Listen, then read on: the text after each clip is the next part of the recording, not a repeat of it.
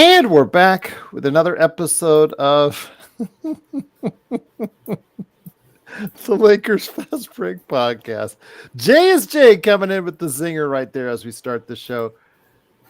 I think you and I both know the answer to that one, JSJ. It's Gerald Glassford coming right back at you here from Lakers Fast Break, Pop Culture Cosmos, where we cover the latest news and trends in pop culture each and every week, twice a week, wherever you get your podcasts. I just dropped a great episode of the Pop Culture Cosmos you need to check out if you're into pro wrestling, because John Orlando and I cover the state of pro wrestling right there for you on the Pop Culture Cosmos. Joe Soros here. He's Mr. Simblades, Simblades with the Y.com.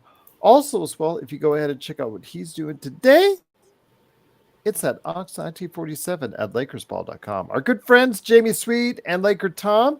Jamie Sweet has a great recent article that he put up with his 5 things about the Lakers off season. Go ahead and check it out today at Lakerholics.com, along with Laker Tom's latest words there as well.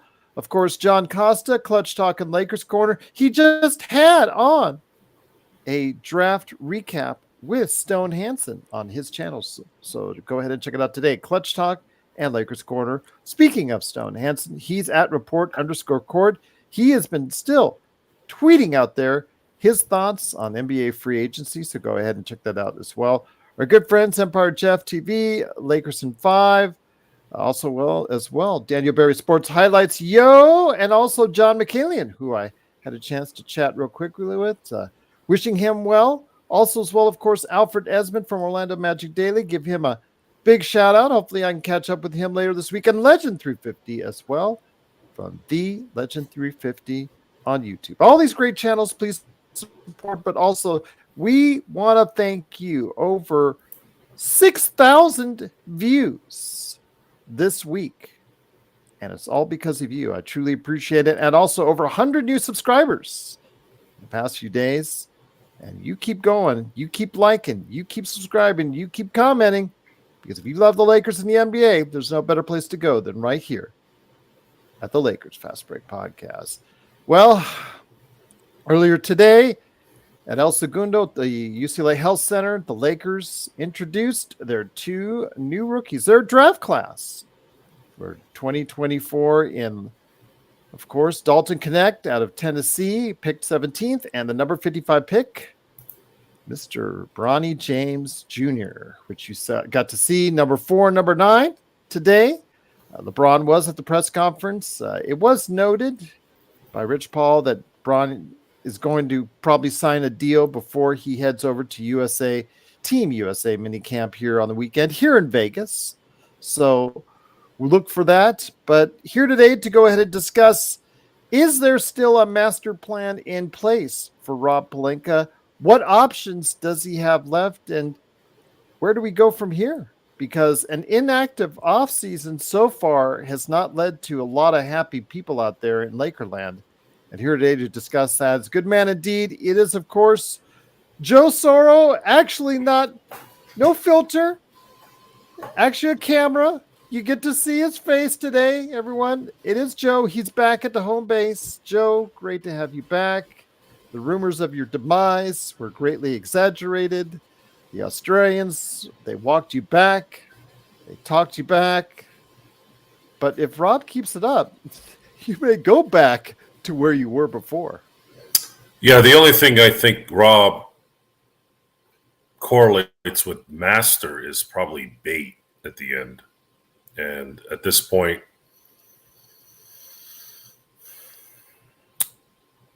the Lakers they're going to have to wait for one of these teams to give them a deal because they like Rob or they like the Lakers. What are the chances of that happening? I don't know if it's because he was a former agent. I don't know if it's because he's just not a good negotiator. Hard to say that someone will be a bad negotiator being an NBA agent for so many years. But it could be just the fact that he's not actually running the team. And maybe LeBron James and Clutch are terrible negotiators. They've negotiated one good acquisition in our time here with them, and that was getting Anthony Davis here. But was that really hard? Isn't Anthony Davis a clutch member? That was something facilitated by him and his family, if I'm not Yeah. mistaken. So let's eliminate that transaction where they controlled. They were like the realtor that controlled the sale and the buyer, right? The seller and the buyer. So that's a little easier, isn't it? And since then, they've facilitated horrible trades. And this is where we're at. This is where we're at. Again, today's press conference, a lot of the focus was on Bronny James, the second-round draft pick, and also as well, of course, Dalton Knecht, a first-round draft pick, who I'm more focused on. Again, as I said to a commenter, if Bronny James gives us anything during his guaranteed contract, which he signed earlier today and committed to, if he gives us anything, that would be surprising because of the fact that, again, statistically, the odds don't bear it out for a number 55 pick. But Dalton Knecht is the guy that we need to go ahead and focus on, people. The guy that is more likely to go ahead and give a contribution to the team sooner and longer than what Bronny James Jr. is expected to do, Joe. I'm trying to think who is not going to know that. And well, there's a lot of people that claim that they don't. They claim that Bronny James is going to succeed in this league. The statistics don't bear that out. So I'm hoping we'll all be wrong, or those who are out there that don't think that's going to happen will be proven wrong. But I would love an explanation on what makes someone think that he's going to be a good NBA player. Actually, not a good NBA player. Going to stay in the NBA. Is he going to stay on a roster because of his dad? Once his guaranteed contract runs out. So what is he going to get, a 3-year guaranteed contract? How are you going to take a team seriously by giving a guy that shouldn't be in the NBA a 3-year guaranteed contract? And you want this management to go find relevant players? I didn't watch the press conference. I can't watch. And I don't blame him. I can't watch this disaster. I really can't. And I'm probably going to avoid game 1 so that I can avoid the hoopla. The focus is going to be on this stupid father-son thing instead of winning game 1, which they haven't won since, I think, 2013. Yeah. 2013. It's been, 11 years? And we're not even going to be thinking about winning that game. We're going to be thinking about tiers and ribbons and anomalies. I don't know. I don't. The Rob Pelinka is not likely going to do anything here because he's not capable. I've said this a few times. The options right now are to trade some of these guys at some point. There's gonna be a trade because there's too many guys on this roster. Well, there's 15 right now. If you're including Castleton as a two-way player, it's 16. But right now, technically, it's at 15. I'll honestly tell you that I'm not thinking about Castleton at this point. This team is too overloaded with just bad players. There has to be some trades here. There's going to have to be something where they have to get something for this. Otherwise, I don't see how it's not going to work. You're going to give a guy who can't play in the NBA probably a 3-year guaranteed contract. So that means you're stuck with this guy for 3 years. What are they going to give him? $10 million a year? $5 million a year? Which Shafino is not playing in summer league because of his back. Which, by the way, folks, in case you all forgot, the reason why they didn't draft Cam Whitmore, or at least a lot of these teams didn't draft Cam Whitmore, was because there was a high injury risk. And he supposedly did not interview well, supposedly. Apparently in the NBA, playing basketball, you have to interview well. That's interesting. I didn't know you had to interview well to play basketball. Well, before we get into a little bit of Lakers news, I want to get everybody caught up to date on Dwayne Casey, who is being considered for a post as far as assistant coach, has decided to turn down any offer. So he is not going to become a part of the Lakers coaching staff. So just want to mention that. Also, as well, the actual roster for the Lakers Summer League was announced, and actually the roster is right there for you. I know it's going to be hard for me to position that in there, but Joe, Colin Castleton, Mohamed Diarra, Sean East, Blake Hinson, Bronny James, Dalton Knecht, Tommy Kuhse, Maxwell Lewis, Kyle Mangus, Grayson Murphy, Quincy Olivari, Armel Traore, Vincent Valerio Bodon. These are not names normally that are going to be able to provide a lot of interest for the Lakers fans out there normally outside of Dalton Knecht. So that's why I'm thinking it'd be good for Dalton Knecht, my friend, because what it means, Joe, to you and what it means to me is that Dalton Knecht is going to get a lot of touches, my friend, a lot of touches in Summer League. And I think that's a good thing. Sure. I'm not going to put my hopes and dreams on a rookie player. No, but it just, a chance that the Lakers rookie will contribute. Yeah, that's if the coach knows what he's doing. We haven't had a chance to see that yet. I'll hold judgment until the season starts. We're going to need this rookie to do a lot, considering LeBron and AD are going to be playing in the Olympics, and there is going to be a lot of wear already coming into the season, especially in a conference where the Lakers have started slow every year the last 4 years, and it's been a detriment to them. And they have to somehow muster some way to get out the gate at like a 20-10 record for the first 30 games. Otherwise, they're gonna likely they're gonna either get guys injured by the end of the year, or they're just not gonna have enough to get out of the play-in again. In regards to the Summer League team, Joe, as Intel Wild drops in the chat, Joe, let's get drunk tonight. You dig? But it was announced, I believe, Dane Johnson, the coach of the South Bay Lakers, to no one's surprise, or at least not my surprise, because I said that JJ Redick wouldn't be coaching in the Summer League.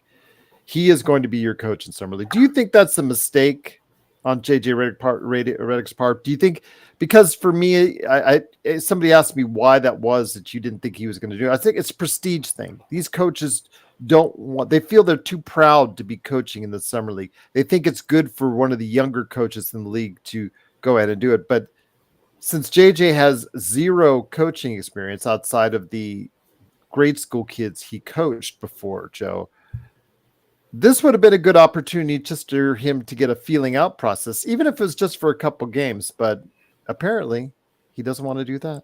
He's just going to be sitting in the stands watching like everyone else. I don't have any feeling on that either way. But do you think it would have been wiser for him maybe just to, No, I don't. Sure. Yeah, it might have helped, might not. I don't know. I don't really think of Summer League as part of the NBA seasons. It's really just a prep to see who might have something on our teams. I don't think you should mix in Summer League with regular basketball. I think they're two different entities. I really don't have anything to say about JJ Redick at this point because there's really nothing to look at. Most of the dialogue that we've had with certain players and certain coaches, we got a backlog of that. I don't have anything on JJ Redick. Mm-hmm. It doesn't look good that you're having a guy that's coming into a team that's kind of on the downturn. How is he going to reinvigorate a 40-year-old LeBron James? How is he going to make this team better when the team might either be the same or a little worse next year? Mm-hmm. Are we expecting JJ Redick to create miracles? I said, if you don't want JJ Redick to be fired in 2 years, you need to bring in talent. I know it's difficult, but that's on you. You created this. if you do not upgrade this roster and give at least a little hope that it can contend for a title, how am I going to go in there and sit and say, well, JJ Redick isn't doing his job, especially before I've seen anything? Well, I ask you this, my friend. Again, it is the Lakers Fast Break. It is Joe Soro along with me, Charles Glassford. Thanks so much again for watching this thing. It is, of course, the press conference today in regards to Rob Pelinka. I think one of the things that we need to discuss is some of the comments that Rob Pelinka himself, with a new hairstyle, again, involved, but it wasn't as dramatic as it was before. It's just a little bit, just not as crazy as it was the other day. But he made the comment, and I'm going to get to West Coast comments here in a second as well, but he made the comment about trying to find the right deal to put the draft picks in. He will, when asked about that. In regards to inactivity that the Lakers have had because they've not been able to really revamp the roster or upgrade the roster to fans, I guess, expectations in many cases. I think that's comes as a it comes as a cause of concern for many people in regards to what Rob Pelinka may be doing with his summer planning.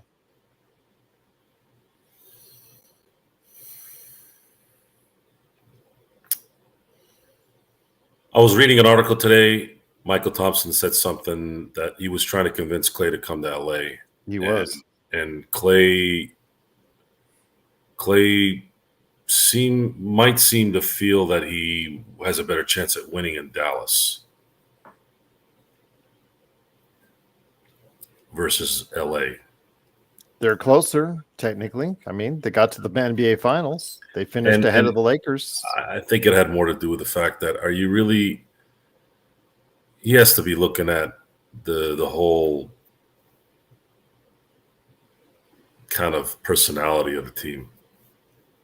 Clay's a little more wearing his heart on his sleeve type of guy. I think there's some truth to that a little bit, but I also think that he really thought that I'm not probably going to work out with LeBron, because you know how LeBron is. As soon as things go south, he'll start blaming everybody subliminally. And he talks about developing the youth on this team, yet he's about ready to sign and commit to $160 million, most likely, or maybe not most likely, unless there's something that he wants to take a pay cut on. But you and I both think that he will be committing to quite a bit of money and 3 more years of LeBron James. So 3 more years of LeBron James, which is just not good. And then you're going to have 3 years of his son being there, taking up a roster spot.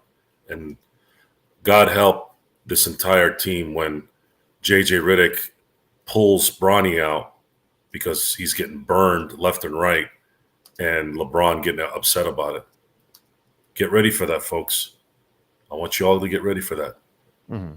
And then there's going to be rift, and the media is going to add gasoline to that because they're rats and they're cockroaches, and they're going to enjoy making that the subject instead of the actual team. So earlier today, again, it was the press conference for Bronny James and also as well, of course, Dalton Knecht. But with Bronny James, such a lightning rod of discussion, both on this show and any other Lakers show and NBA show that's out there, so much focus being placed on this kid, picked 55th. Again, I stated earlier, I was angry at first when I first realized months ago that they were going to go ahead and go in this direction, and I called it on the show. But then I've softened my stance because I realized 9 out of the last 10 number 55 picks have not made a significant contribution to the league.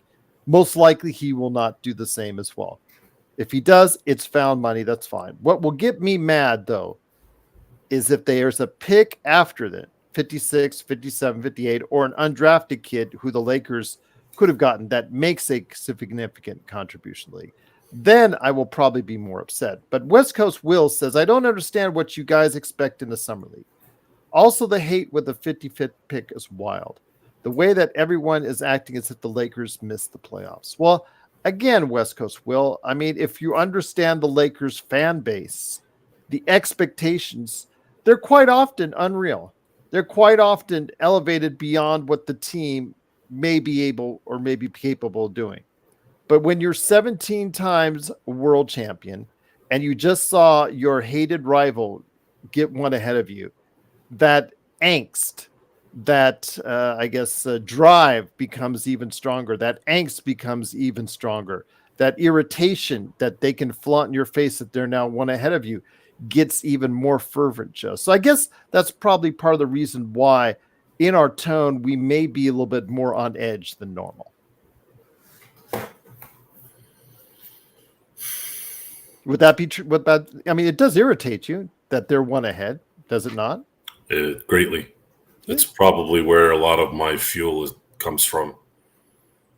The Lakers should have gotten 18 first by now, and they didn't because they have the wrong people making decisions. And those same people are continuing to make terrible decisions that are adding more distance to the chance of getting 18. And everyone is fixated on the stupid father-son dance and the 55 pick.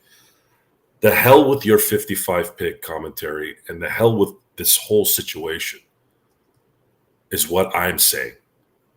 They're not focused on winning championships. That is where the gripe is. It matters. The focus is on a kid that can't play in the NBA. Do you not understand English? Do you not understand how basketball is played? You guys are wanting this kid to be the next best thing. He's not. He's only there because his dad has this fantasy that he wants to fulfill. It's become non-basketball related. I'm here to watch basketball. I'm here to watch championship runs when you have LeBron James and Anthony Davis on the team. What do you want from me? You want me to be happy? You want me to be happy that they're going to be holding hands together on the court? Why? Why are you happy about it? What is that going to do for your life? Seriously, you're going to go home and cuddle with that? Seriously. Is this about the game or is it about this reality garbage? This is what that is. This is what it all is. And it's a joke, and this all has to be wiped off at this point. It really does. You're climbing a wall that just you're not going to reach the top. You're not. We are stuck having for the next 3 years now. It's coming. We're stuck with this for 3 years. Guys that have no idea what the hell they're doing and how to run a team. And the rival could get 19, and then you're 3 titles away from passing them now. Now what are you going to say?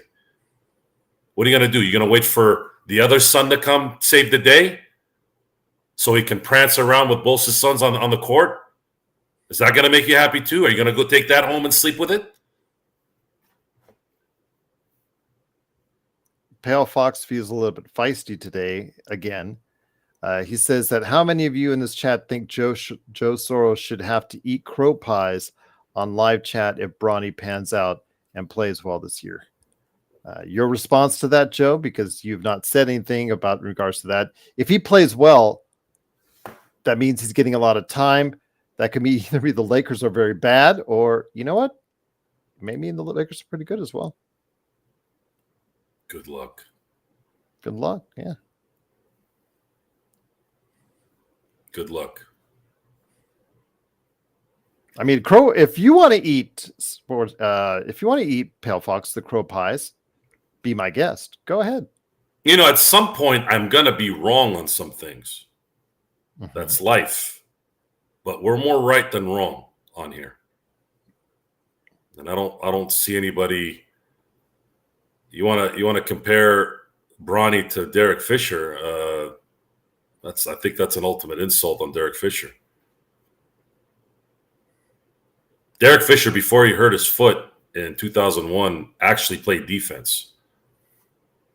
And he later developed, because of that foot injury, a really good three-point shot. And after that, unfortunately, he helped Troy Hudson and Mike Bibby in getting massive contracts because of how bad he was on defense. If you guys see Bronny James turning into Derek Fisher, okay, I'll wait and see. But Derek Fisher would not likely be who he was then in this day and age. This is a different ballgame, guys. This is 20 years ago. Derek Fisher was getting played off the court on defense. The only reason why he was valuable was because he was great at being a leader. That was a real leader, and was a clutch player. And Bronny can become a clutch player with a little bit of athleticism and not enough height in today's NBA, then he definitely proved everybody wrong. Well, we're going to see later this week, Joe, when the Lakers start their Summer League schedule on the 6th of July at the Chase Center against the Sacramento Kings. Of course, Joe, the first game is going to be on ESPN. And I have a feeling it's not because Dalton connects there. I have a feeling the focus, again, will be on Bronny James, which is a shame because, again, we picked someone who could very well help the team now. And I'm not talking about Bronny James. The focus should be more on Dalton Knecht, the positive. I'm trying to focus in on the possible positive contribution that Dalton Knecht can possibly make sooner rather than later, Joe.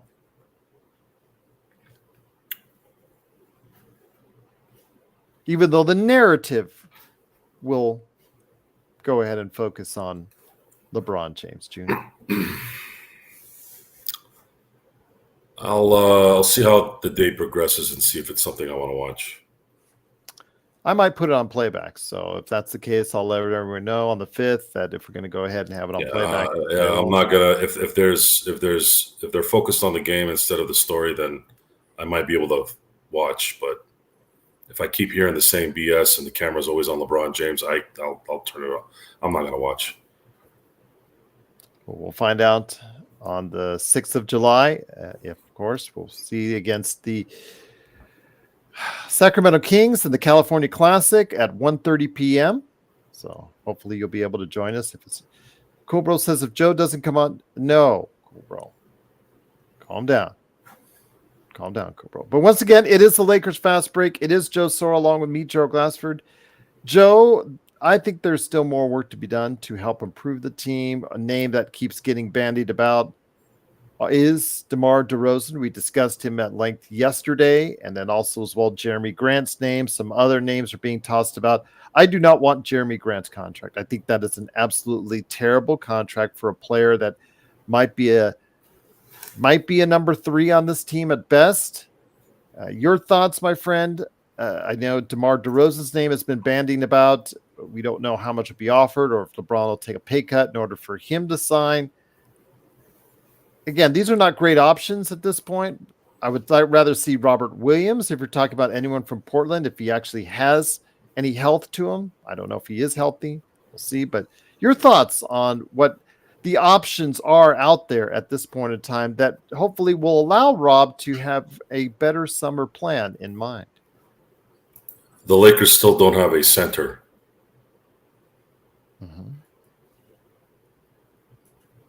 Did nothing to address that. They've done nothing to address another big that can play with AD, which means AD is going to have to play power forward and center and guard everybody that comes his way as well. You're not changing anything. There's nothing JJ Redick in his scheme is going to change that. This team needs talent up front. They needed a big and they drafted another guard.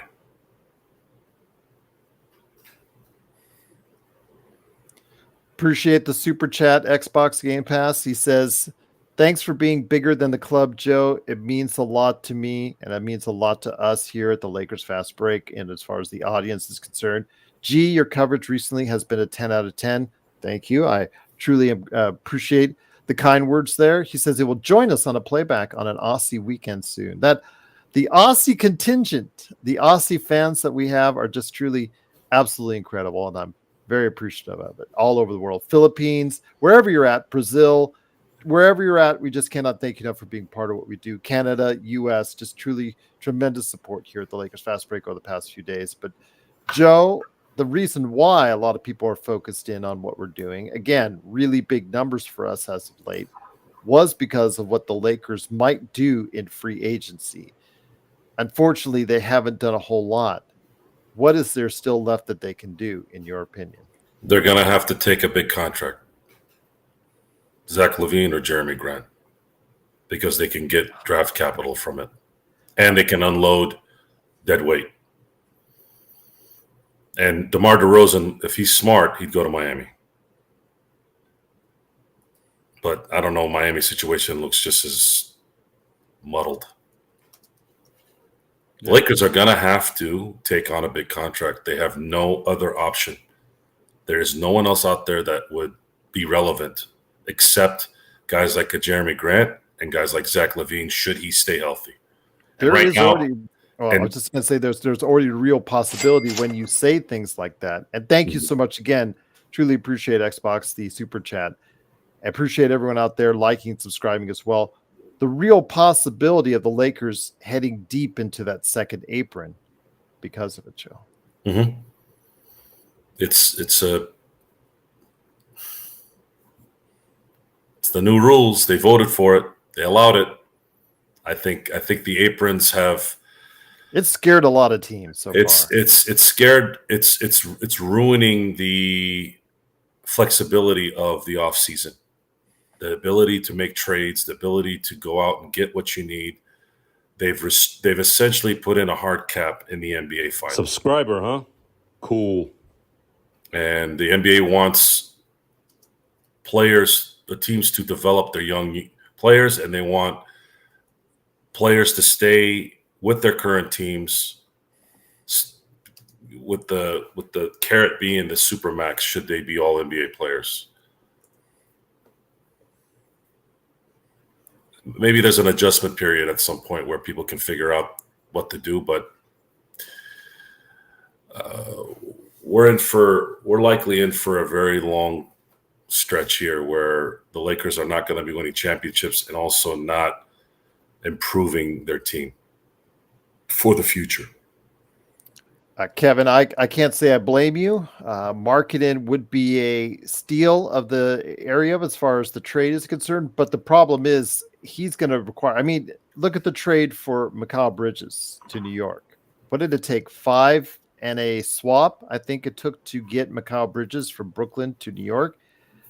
I think Danny Ainge, who absolutely loves those picks, is going to do or ask for something similar. Now, Kessler, I don't see them getting off of Kessler too soon. I would love the chance to have Kessler on the team. Don't get me wrong. But Kessler is only in his third year, Joe. I know he had a little bit of a down year last year after a really good and really strong rookie year. I don't think they're going to give up on him just yet. But Nick Claxton, Nick Claxton. Claxton, the former Cleveland guard, who had a knee injury. He blew out an ACL, has come back. He's played well for Utah. He is probably the guy that's been or could be mentioned more often in a trade to the Los Angeles Lakers. He's essentially a D'Lo clone, isn't he? Not as high. I mean, he's not as tall as D'Lo. D'Lo is taller. But in terms of their inconsistencies, it's almost identical. Yeah. So it's a lateral move at that point, and you'd have to give up something to get in. No. Cool. The Lakers have to go after either Zach LaVine or Jeremy Grant because they can get back draft picks and get rid of dead contracts. So let's look at the Lakers contracts right now. Would Chicago take Rui Hachimura, Gabe Vincent, and Jalen Hood-Schifino? And whatever fillers we can put in there, a Cam Reddish, whatever, for Zach LaVine and maybe a protected 5 first-round pick and then maybe another first-round pick in 2026. Would that be a deal that would work? Yeah. Again, I would like more draft capital given to me to take on Zach's really bad contract. I mean, but then again, beggars can't be choosers, and it's now becoming apparent the Lakers are going to be in a begging position. Colin Sexton is who I really wanted to go ahead and mention. Nick Claxton just signed a 4-year deal, so he's unavailable for trade until January at the very least. But Colin Sexton out of Utah is a name that you're going to probably be hearing pretty soon as far as him being available.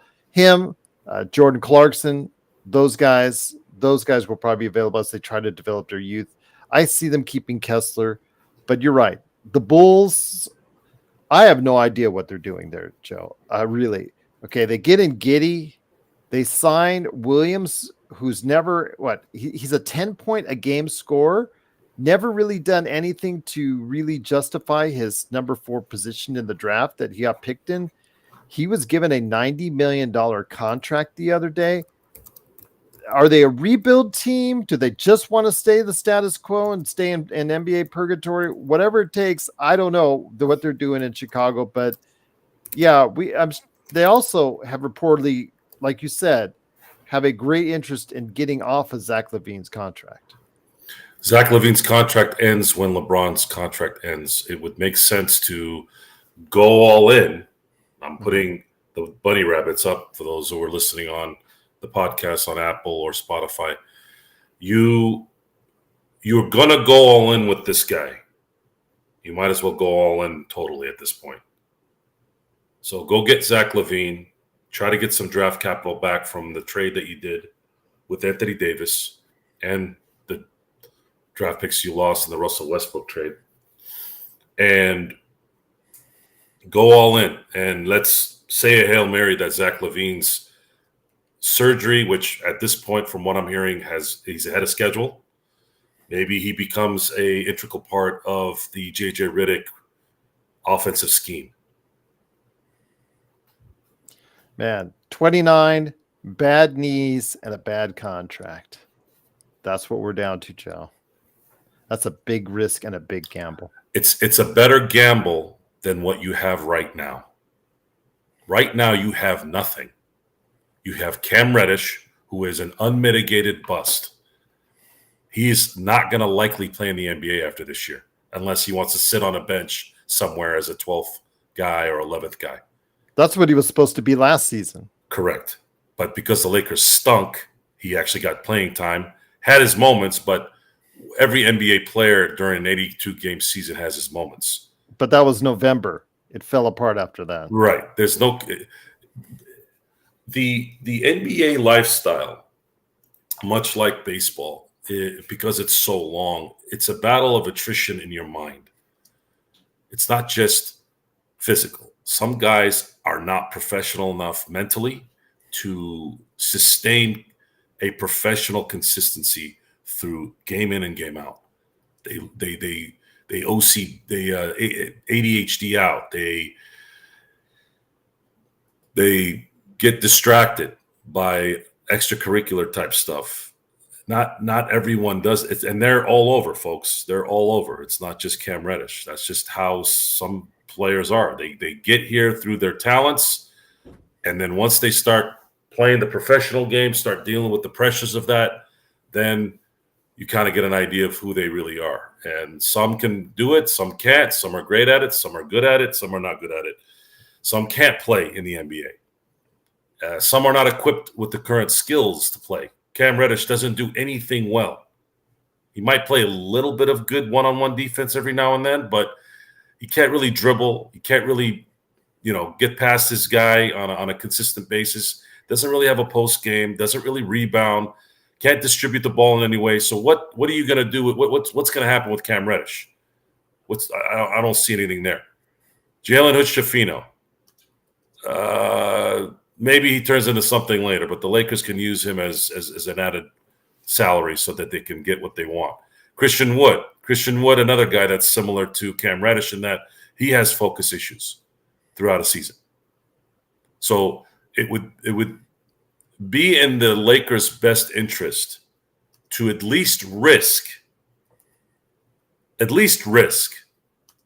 a long shot with a player that has shown consistency, like a Zach LaVine, when he's playing, and actually would be a better talented player than these guys. That's what I'm thinking. Jeremy Grant, he's another option, but I would actually prefer to risk. I would prefer to risk with Zach LaVine because I think that's something that the Lakers need should he be healthy. And I think right now I'm hearing he's doing well. I don't know if it's going to change, but there is no alternative. There is no better solution right now. You stand pat with those guys, you know who those guys are going to be. You don't know if Zach LaVine might play better with guys like LeBron and AD and Austin Reeves and Rui Hachimura. You don't know that. He's never really played with those kind of players. So the pressure in Minnesota, the pressure in Chicago was he was a one option in both places. When he comes to LA, he might even be a fourth option, probably a 3 option, but definitely a 3.5 with maybe Austin and sharing that with D'Lo.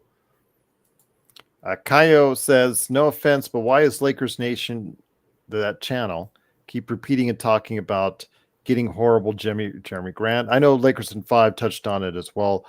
Brooke Lopez, guys with horrible, overpaid contracts. Because that's where we're at, Kaio. That's how desperate we are as a fan base to get better talent on this team. We go out and we see in the media reports that OKC in the Western Conference, they upgrade at 2 positions big time with Caruso and Hartenstein. We see Minnesota in the draft getting 2 players to fill out their roster even more. We see Dallas getting Klay Thompson. We see all these other teams upgrading supposedly in talent in many cases. We, on the other hand, stand pat outside of Dalton Knecht. So that, I think, is the reason why the Lakers fans, the angst is there. So these shows like ours, we try to feed into that angst by offering suggestions and rumors and innuendo out there that supposedly this agent told this reporter. A lot of the stuff is just smoke screens and BS. Let's just get right to it, Joe. Proposals and things of that nature. A lot of the stuff is BS, and what actually comes to fruition oftentimes are something different. Jeremy Grant wouldn't be a good pickup because his contract is for 4 more years. It's still 2028. Yeah, it's a year after LeBron is likely gone. So I'd rather stay away. Something a pop. Yeah, I'd rather stay away from that contract because it's. I don't want to bring in somebody that's got 4 years left with that kind of a contract. The Lakers actually need what Zach LaVine. They would need something like Jeremy Grant too, but I think Zach LaVine gives them a little bit more of what they need on this team, and his contract is 1 less year. It coincides with LeBron's final year, likely. And Kaio, I don't think 2 or 3 firsts is going to get you Larry Markkinen. What do you think, Joe? I mean, again, with Mikal Bridges being traded for 5 ones and a swap, I don't think that Danny Ainge would ask for anything less than 4 or 5. The Lakers don't have draft capital. I don't consider the 29 and 31 capital to me. Mm-hmm. I just don't. The Lakers don't have anything to trade to get him. The Lakers need draft picks, and you have to get those picks now and bring in somebody that's better than what you have, and you're going to have to overpay. But you have to be smart about it too. And the smart deal right now is you have Chicago, who does want to get rid of a player that has some skills and can play when he's healthy. Go get him. Bite the bullet. Go get him. Unleash. Just get rid of some of the dead weight you have with that. Collect some draft capital, and then go to battle with that. Try not to give up D'Angelo Russell unless you're getting a point guard in return. That's my advice to management. So you go into this next season. Let's say if there's a deal. I'm gonna look at this real quick. Let's say. Hold on. Richard Levine is about 5 years younger, 4 to 5 years younger than we're talking 29 to 34. Go ahead, Joe. Okay. My apologies. Not a problem. Okay, so let's look at the numbers here. We got Rui making $17 million. You have Jalen Hood-Schifino, who's making a little under $4 million, and he's got a team option in 2026. So if the Bulls want to get rid of that, they can, right? So you got $21 million between those two, and then you have Gabe Vincent,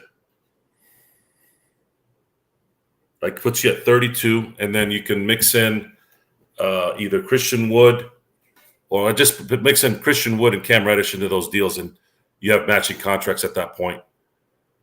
Trade that to all those guys, by the way, Cam Reddish, Christian Wood. You're going to have to keep Jackson Hayes because we're not going to have a center to back up anything. We got to at least keep one guy.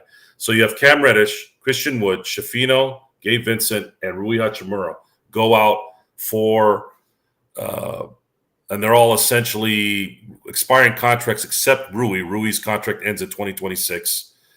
You have those contracts going out, and then you have likely draft capital coming your way. How that first-round pick or first-round picks come about, I don't know. Are they going to get a top 5, top 8, top 14 protected first? It better not be top 14. That would be a stupid deal because Chicago's going to suck ass. So my request would be top 5, preferably top 3, but top 5 at the very least. And then a for sure pick the following year. So 2 first-round picks, Zach LaVine, and then send those contracts out to make up match, and then let's play some ball. Another name that has been mentioned, Joe, in rumors and innuendo is Cam Johnson out of Brooklyn. But those guys are all going to cost. Yeah, those guys are all going to cost draft capital. We don't have it. We don't have it. Forget about Cam. Forget about DeRozan. DeRozan's not playing for $5.5 million. He's not going to be in a trade because Chicago's not going to have any reason to trade him for nothing, and they're not going to attach any draft capital for him. And you'll likely have to probably take out D'Angelo in that deal. They don't have any point. They need to get rid of. Chicago needs to get rid of that contract with Zach LaVine. That's the only chance you have at getting draft picks and getting rid of your dead weight and getting a player that might work. He at least might work. Your guys right now won't work. So I'd rather play with the might and get some draft capital. That's it. And let's look at the lineup at this point. Let's be positive. Yeah, let's be positive. Let's be positive. Yes. All right, I'm being positive, guys. You got to pay attention. Let's say AD, LeBron, Knecht, D'Lo, Zach LaVine. Who else would we have? You said Jackson Hayes. Well, I'm not going to put him into that. Austin Reeves. So you have Anthony Davis, D'Angelo Russell, Austin Reeves, Knecht, Zach LaVine. I mean, you got a pretty good group there. I would say you have a pretty good group there. I don't believe it can get to where you and I want them to go, but it may be something that there be some incremental improvement based off that. But again, a lot would ride on Zach LaVine's health, which has obviously been a problem for him for quite some time now, Joe. Him staying on the court. I can't keep harping on that at this point. It doesn't matter because he might work out because of his injuries. These guys won't work. Well, you got to take that risk at this point. The Lakers don't have many alternatives. So at this point, what are you going to do? Right?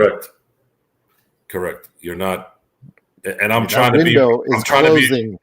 be realistic here because what is the incentive for Chicago to take what we're giving them? The incentive is they're gonna in that trade they would get Hachimura, Rui, they'd get Gabe, they'd get Christian Wood, Cam Reddish, Jalen Hood-Schifino. All those guys are expiring contracts except for Gabe and Rui, whom are going to be off the books the year after. So they essentially get rid of a lot of money from Zach LaVine, and they're out of this rut in 2 seasons. That's their incentive, and they give us draft capital so that the Lakers can get some of what they lost, and then maybe they can play. And they have Zach LaVine's contract lined up with LeBron's years. It all makes sense. Now you go into that last year with LeBron and understand that you're going to be starting over. Zach LaVine will be off the books. LeBron will be off the books. Bronny will definitely be off the books. You don't have to worry about that anymore. And it's likely that maybe AD goes off in the sunset as well. What if they ask for Austin Reeves instead of Rui Hachimura? No. Because that's what if I'm the GM of Chicago, no, I would ask for that. No. I don't see any incentive of them getting Austin Reeves anyways. They're going to stink. They are in rebuild mode. Yeah, but why would they want Rui Hachimura? They already just signed because it'll be an expiring It'll be an expiring contract in 2 years. This is about the Bulls getting rid of a contract that they have to get rid of. Oh, I know that doesn't, Alan. But we're trying to be more positive, for at least the time being. We're trying to provide some hope for people. Look, I'm just trying. I kind of was joking about that. We're getting to normal stuff here, guys. I'm trying to stay normal, even though a lot of it has been negative. This is normal stuff. This is stuff that develops over a week, a day, in realizing what's going on. It's not. This is what right now has presented the Lakers. They can't go get Klay Thompson anymore. He's gone. They're not going to go get Chris Paul, which never was my hope, but he's gone. They're not going to go get Paul George. He's gone. Like everything has, started to set itself up.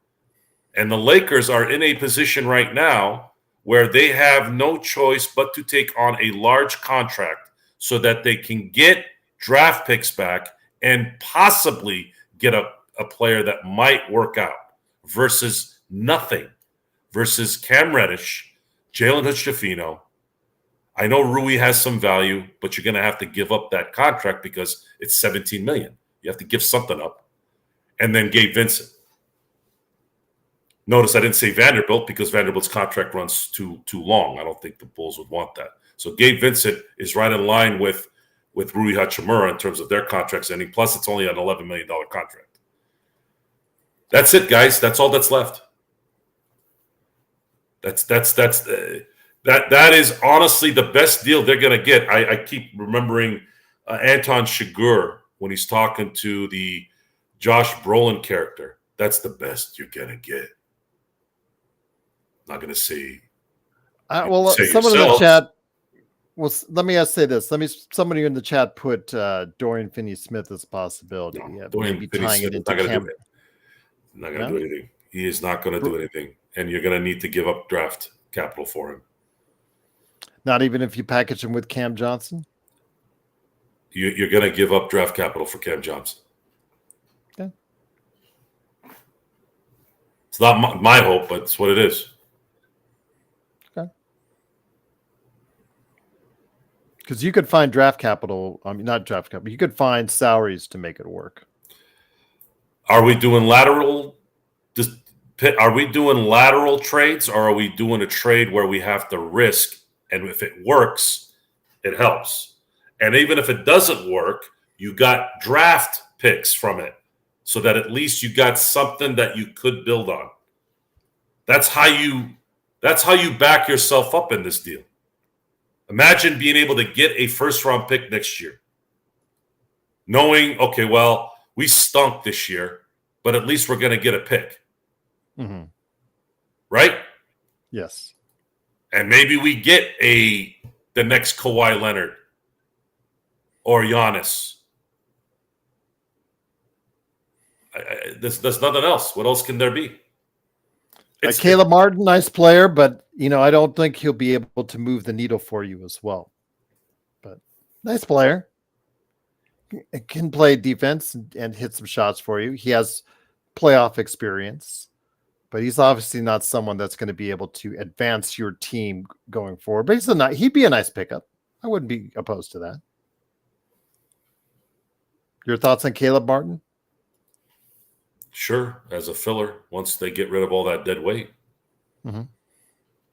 But DFS, Cam Johnson, unless they plan on throwing future picks to that, they're not going to get those guys. Frank's asking about the Hawks players because with the youth that they brought in there and the trade that they made already, would we be interested in Hunter and Capella? Because I know that they want to get off of those contracts for those guys. I know the Lakers could use Capella. Hunter, if he was healthy, man, that guy has had his whole career has been derailed with injuries. But expiring contract, what do teams want when they want to give up the expiring contract? They want draft picks. There's nothing on the Lakers team that would warrant Atlanta and wanting anything there. When it comes to Miles Bridges cash, I think a lot of people just don't want to get near him as far as the NBA is concerned because of his legal issues that he's had of recent note. I know that he's back playing in the NBA, but yeah, it's just not a good look for a lot of teams. So that's probably why that he hasn't been signed yet for a 20-point score that's available out there in the marketplace, Joe. He might be best to head back to Charlotte, to be honest with you. He's either going to go back to Charlotte or the Clippers will pick him up. Yeah. Clippers don't care about any of that. They're desperate right now, losing Paul George, further solidifying their disaster organization, their disaster history, present, future. You traded away a future Hall of Famer for a 1 year up 3-1 second round berth before you blew that. And Kawhi Leonard doesn't care. I mean, Kawhi Leonard seems to be a guy that kind of reminds me a lot of a Marshawn Lynch. He does his thing. He goes to work, and he doesn't really likely think or stress about anything. But it's the finalization, the conclusion of that whole situation is Kawhi Leonard left some championships on the table when he just should have just come to the Lakers. Had he just come to the Lakers, he would have had a much better experience in LA.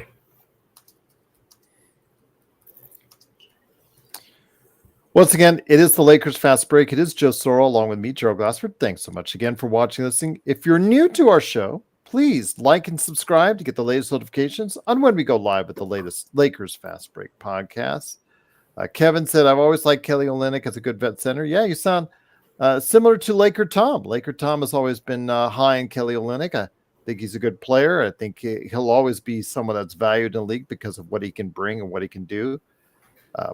Alan says, that mindset that the Lakers currently have now is why the Lakers will always suck. Well, I mean, right now, Lakers are, as I've told you, Joe, between a rock and a hard place because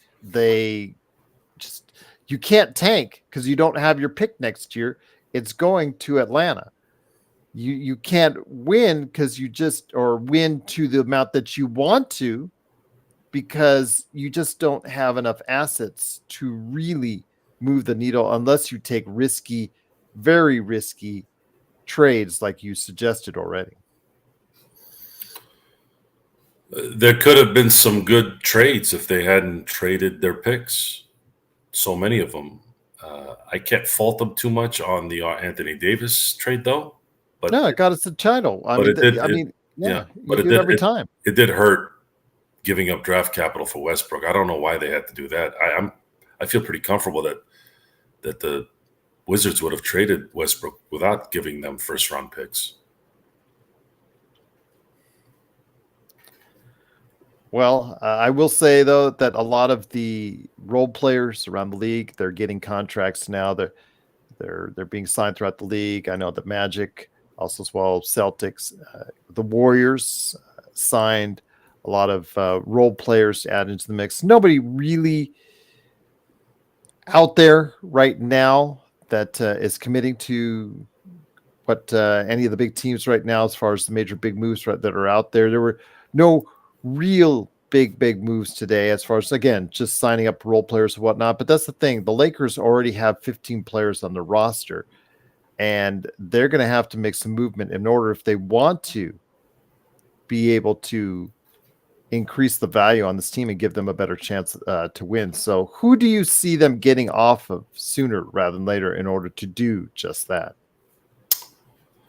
I see them having to unload the dead weight in some kind of trade where maybe they get a second-round pick so they can open up roster spots for Knecht and Bronny James, as well as What's LeBron. up, Z?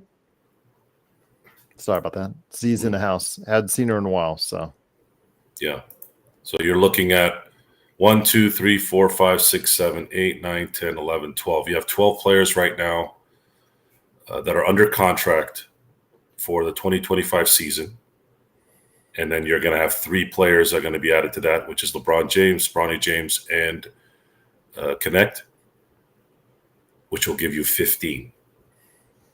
And you also have guys like Castleton that are two-way players, and looking at how the front court's looking, they might have to speed up that guy's skill set so that they can have something there, because you're going to have to rely on Jackson Hayes and Mr. Wood again, which is frightening. It's so funny because in the chat we get to see what everybody evaluates the depth, or lack of better word, on this roster. People have different opinions. I've seen over the past few days, Joe, on Gabe Vincent, on Jared Vanderbilt, on Colin Castleton, on Max Christie, Christian Wood, Jackson Hayes. You'll find so many detractors and so many supporters on each and every one of these individuals. It's funny. It just, again, none of these players, that tells you something right there, that none of these players have given anything consistent, Joe, to helping out and providing consistent play off the bench. That, I think, is probably the biggest thing of all. When I see this divisiveness, oh, I like this guy. Oh, this other guy said, I don't like this guy. It just tells me that nobody has a real definitive opinion on these guys, because the fact that they just have not been consistent playing for the Lakers.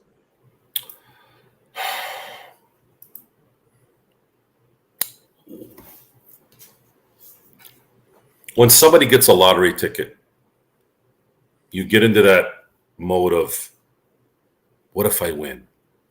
And you start thinking positively, and I might win. I might do well. Or they set up their fantasy football lineups that week and like, yes, I'm going to win. I'm positive about it. Yeah, he's going to play good. We naturally do want to be positive. We want to be hopeful. We want to be win mode mind. And that's fine. That's great. I think it's better for you. However, this is different. This is you watching us. People are watching us to get information, correct? Yes. Okay. This is different than you setting up your your fantasy football. You can tell I've been thinking about video games a lot lately. That's okay. You know me, always good. So never talk about video games enough. So you have your lineup is set for that week, and you're like, yeah, I got Patrick Mahomes, especially guys that have Patrick Mahomes as quarterback, right? You always have that, like, man, Patrick's going to drop 350 and 4 touchdowns. He's playing against the San Diego Chargers, something like that, before Harbaugh came. And then Patrick Mahomes decides to have that game where he passes for 290, 1 touchdown, and 1 interception. And your running back stunk that week. So this is how this is. We're getting into this mode of maybe we can make it work this time. It's been a travesty the last 3 seasons, but maybe it'll work this week, this season, this summer. Well, we've been in this how long? 3 days? We're at that part on the 4 o'clock game where our running backs during the 10 o'clock game. By the way, I'm on the West Coast, so for those of you who get that 10 o'clock. We watched the early game at 10 o'clock on the West Coast, late game at 1. But at 4 o'clock, when the 1 o'clock games are over, you're like 30 points behind, and you have one more player left on Sunday Night Football, and then maybe a kicker on Monday. What's the likelihood of you being able to cover 30 points? It's happened, but not likely. So we're in that mode. We're in that mode of we're down to that 4 o'clock time, and we're down 30. What is Rob? What is LeBron, I should say? What is this crew going to do? Did they get the right player playing Sunday night and the kicker on Monday night the following day? Probably not. Probably didn't get that right, guy. The kicker on Monday is not going to drop 15 points on Monday, and that receiver isn't going to get 25 points or 20 points that night.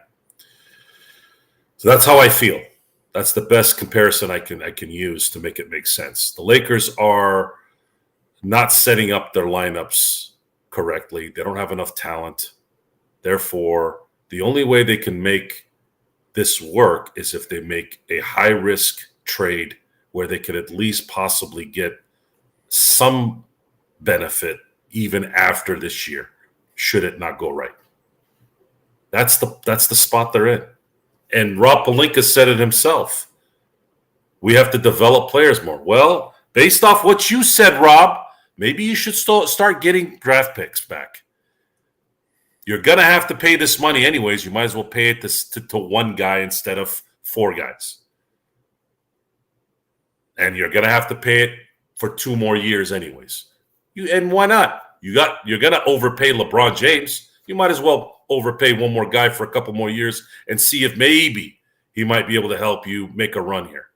Otherwise, you have zero chance, I mean zero, in having Cam Reddish, Jalen Hood-Schifino, Gabe Vincent, and Rui Hachimura putting you in a spot where you're going to win. At least in their current roles. Mm-hmm. That's the key. The current roles, it's a zero chance that those guys are going to be able to perform in a way where they're going to be able to take you where you want to go with LeBron and AD. Akayo says Rob is trying, but LeBron James ruined it by saying get a Clay DeRozan for the MLE where they scoffed and laughed.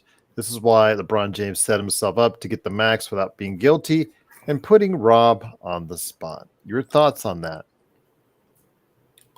Because it looks like, according to the reports, that LeBron was supposedly going to take a pay cut in order to get a Klay Thompson, that he was willing to sacrifice, making him look good in the eyes of the media and making Rob, in his inefficiency to get said Klay Thompson, not.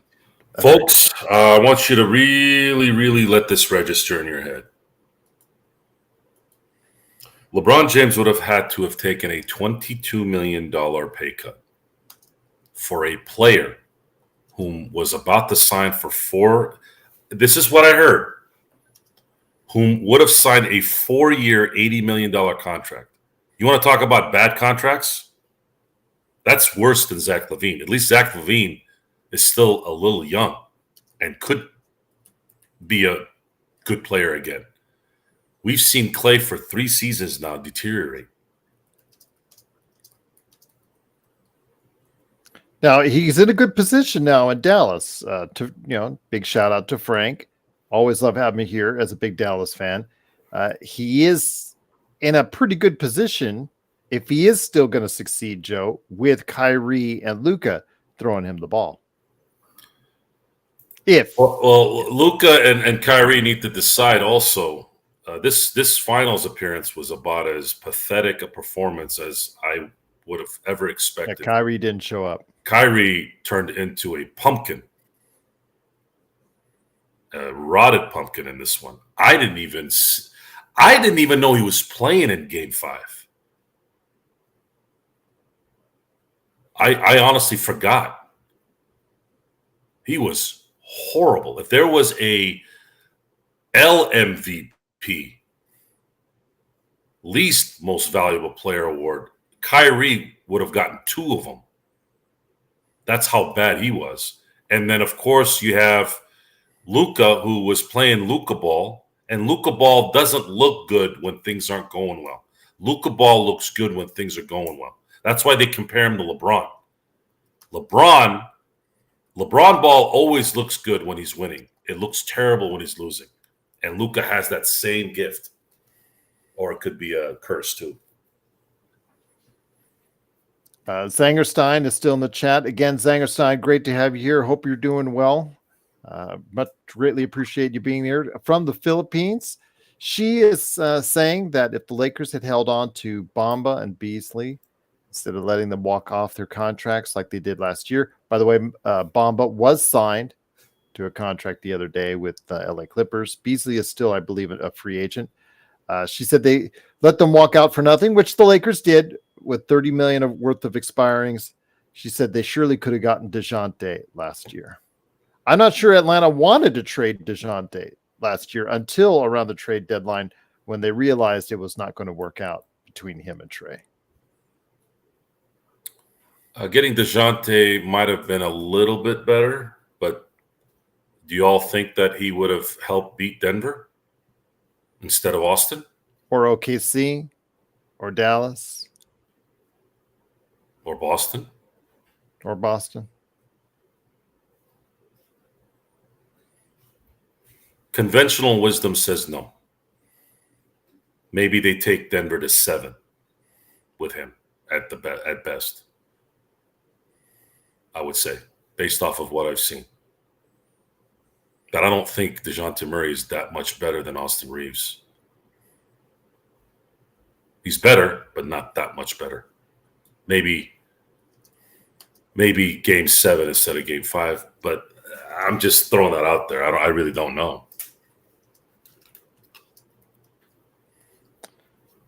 Alan, it may be time for a rebuild. I know that Stone is really for it. I'm kind of for it if you're going to go ahead and trade AD, but they aren't going to trade AD.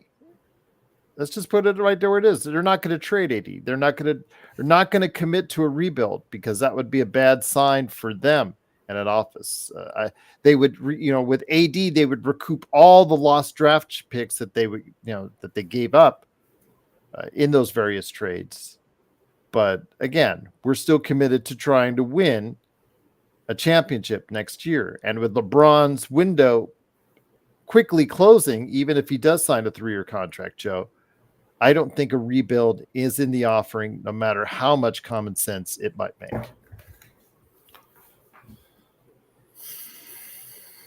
If you're going to rebuild, you need to fire Rob Pelinka.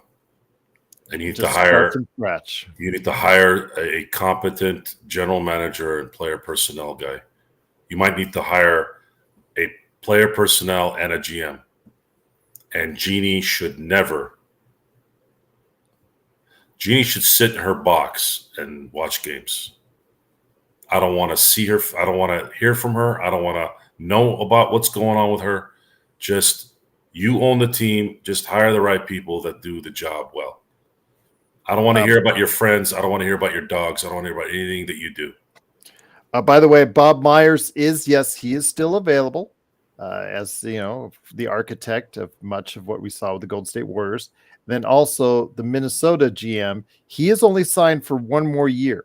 So just to let you know. But one of the things I just wanted to bring up was Brian Green said, you don't get not getting lottery picks for AD. So if we offered AD, let's just say tomorrow, Joe, that AD becomes available, you're saying to me that he would not get or try to elicit back really good draft picks in return? That's a good question. I think Miami would be the first team that would be calling. Really? Even with Bam there? Yeah, I think Bam would be part of the deal. Okay. I think they would trade Bam for AD in a heartbeat. But you don't think Brian says he did, we wouldn't be able to get good picks for AD? Not now. The picks would have to be for later. So let's say you got 5 first-round picks for AD, for a team that's on the brink. Who's on the brink right now? They're not going to want to trade him in the West, right? Likely. I would go where the best deal is available. At that point, yeah, but these guys don't really. For Pelinka's, I mean, first call I would make is OKC. Yes, I know they just got Hartenstein, but is AD a better player than Hartenstein? Yes. But I think what's going to happen is I think a team like that the Heat are the first team that are going to call them, and I think you'd want to. I think the Bucks and the Magic would probably be all over that. Yeah, I agree. Because the Magic would. There would be something there where they'd want to do something there. You get a lot of young talent back in return. Yes, Orlando. Yes, but are those first round picks going to be good picks if those guys are winning? That's a good question. But they don't own. They have other picks, I believe, as well. Yeah, it's a difficult. You would also have to check to see not only what their picks would do, Joe, is do they own somebody else's picks, and then bank on that. Because like the DeJounte Murray trade, why did Atlanta make that trade when they could have maybe gotten something else out there?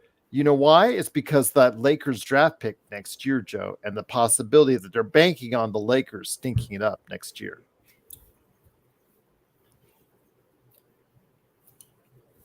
It would. You'd have to get.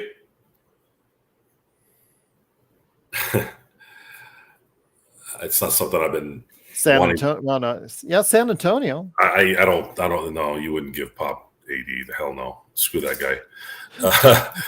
And they don't have anything. They don't have any draft picks to offer. I just don't see how they would trade him out of the conference. I just don't see how they would do that. Would he want to go home? Would they deal him to the Bulls for draft picks? That could be an appealing process. But I have no doubt that the Miami Heat would be the first team to call. Okay. I believe they would be calling right away. Just an exercise, Brian. Just based on something you said. Just throwing it out there. I think they could get a lot of good picks for him. But yeah, just me. But again, I don't see the team rebuilding anytime soon. I don't see that as an option for them, especially because you're on the verge of signing LeBron and committing to LeBron for another 2-3 years. So with that said, Joe, the thing is, again, this team needs to find ways to improve. I think LeBron, in his efforts, because you heard that he tried to call Clay, contact Clay, tried to convince him to come to the Lakers. And you're seeing that he understands that this team and what it has is not enough on the roster to compete at the very highest in the Western Conference. So with that said, is there a summer plan in mind by Rob Pelinka that can actually make this team significantly better a lot sooner?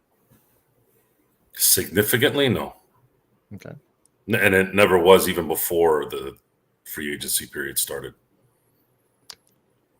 They weren't going to get a Paul George. They weren't going to get a Lauri Markkanen. They're not going to get a Hartenstein. They're not going to get any of these guys. They weren't going to get a DeJounte Murray without several assets going Atlanta's way. The Lakers needed to. I said they have to run it back, but they have to add talent to what they have. D'Angelo had to come back based off of business and contract. I'm sorry, business and his talent. He is a starting point guard who can shoot. Yeah, he stinks in the playoffs, but that doesn't mean in 82 games he's not going to be valuable. And you couldn't lose that money as well. That's an asset that you can't lose in the NBA as well, because you would have gotten nothing for him. You can't. Similar to what Zangerstein was talking about when the Lakers let Bamba and Beasley go. Yeah, you cannot replace. I think the Lakers knew he wasn't going to attract a lot of teams. We kept hearing Orlando, and I'm like, why the hell would Orlando want D'Angelo Russell? And it turned out that we were right. There wasn't anyone out there. It wasn't going to be Philadelphia wasn't going to drop, $30 million? No. San D'Angelo, Antonio committed $11 million to Chris Paul. right? They'd rather commit 11 to Chris Paul than 20 to D'Angelo Russell, which goes to show you that no one values D'Angelo Russell. They just don't. He's been through too many teams now. I think it's just he's not the consistent player that people want to give money to. Golden State turned that deal down and turned the offer down in regards to negotiations. And they already had him before. They know. They saw it Yeah. firsthand. But he can be a benefit on this team because we don't have any other choice. Add more talent to this team and then run it back, but you're going to have to add more talent. If you hit on Knecht and he becomes a Triple J type player, Patsayevsky type player in his rookie year, then you won there. And then D'Angelo's going to do his thing, and then Rui maybe gets better a year later. Austin maybe gets a little bit better a year later. And then you got to pray to the gods that LeBron and AD can play 76 to 71 games again next year. And then if you think that JJ Redick might be a little bit of the gap that was missing because you had such a horrid coach with Darvin Ham, maybe they get past Denver in the first round. But you're going to have to add talent. You can't rely on Cam Reddish and Gabe Vincent and Christian Wood. This is a disaster. And it looks like we're going to have to rely on Christian Wood and Jackson Hayes to continue to be the backups for the front court, which is really what's really, really concerning me. That's the concern. That's the really big concern because that means AD cannot ever get away from not just dealing with or doing what he's supposed to do. He has to cover everyone else's crap. I mentioned but the other day, they finished 29th in protecting the boards. They gave up more offensive rebounds than every other team except for one. And you did nothing to go ahead and try to improve on that in the offseason. That, I think, is a glaring point of need, Joe, for the Los Angeles Lakers. Better floor spacing, maybe a coach that positions his players better. I know that there's been some talk that he's going to demand that his players crash the boards instead of getting back on defense, but we'll have to wait and see how that works. Cool Bro says, wait, Gerald, question. What is Joe's story of becoming a Lakers fan? I'm going to guess one. Okay. I don't know if you want to answer that from Cool Bro, but it's there.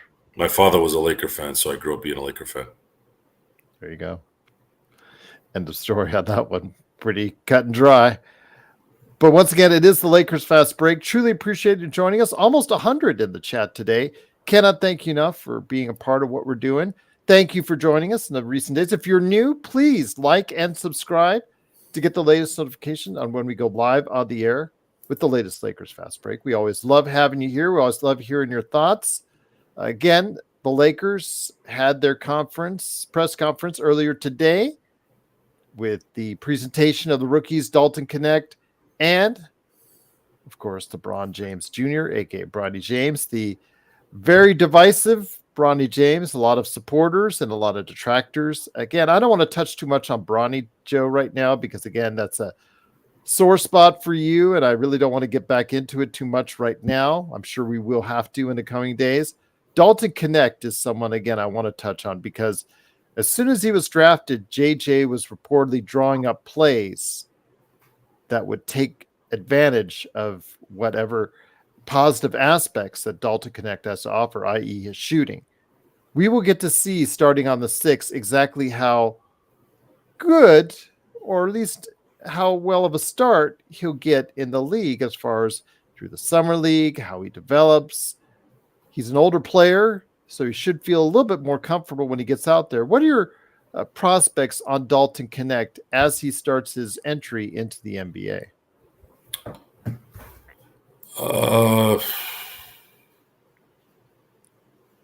I've seen comps of Bogan. Is it Bogan? Bogdanovich? Bogdanovich, yeah. Yeah.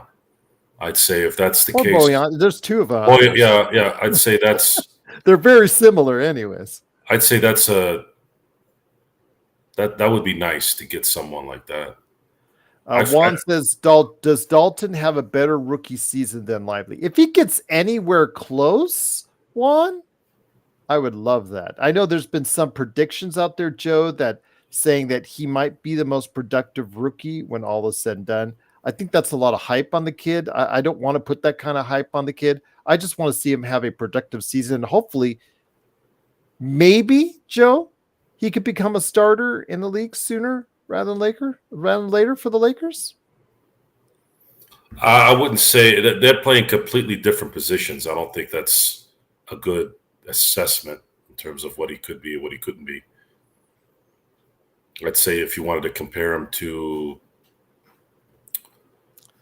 Derek Lively, someone who's a perimeter player that played well last year, then that as a rookie, that would probably be better. Let's say Triple J out of Miami.